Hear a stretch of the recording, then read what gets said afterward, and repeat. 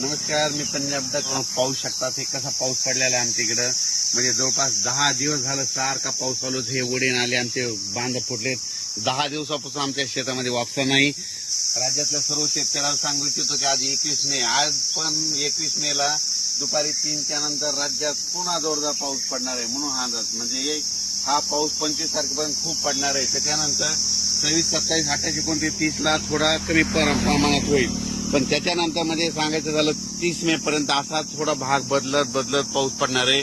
म्हणून राज्यातल्या सर्व शेतकऱ्यांनी काय करायचं, आता काय झालं, नेमका पाऊस खूप झाला, जमिनीमध्ये ओल देखील खूप झाली. पण काय झालं, शेतकऱ्यांचं शेतच दुरुस्त नसल्यामुळं अडचणी येत आहेत. म्हणून राज्यातल्या सर्व शेतकऱ्यांना सांगू इच्छितो की तुम्ही काय करा, जशी वेळ भेटेल तसं काय करा, तुम्ही तुमचे शेत दुरुस्त करा. कारण की राज्यामध्ये आता जवळपास हे 25 मे पर्यंत तर मुंबई पुणे नाशिक नगर जिल्हा मुसळधार पाऊस पडणार आहे म्हणून हा अंदाज लक्षात येतो.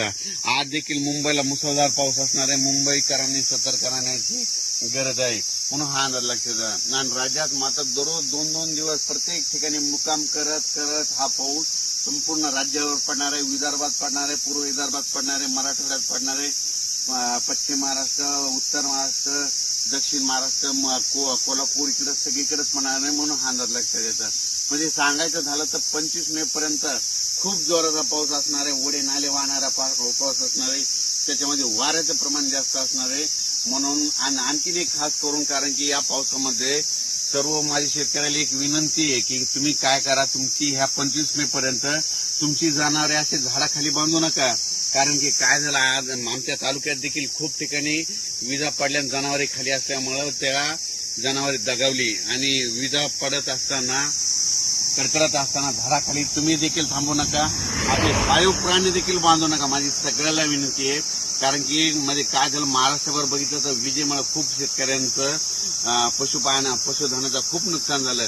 माझी परत विनंती की विजा कडकडत असताना झाडाखाली थांबू नका.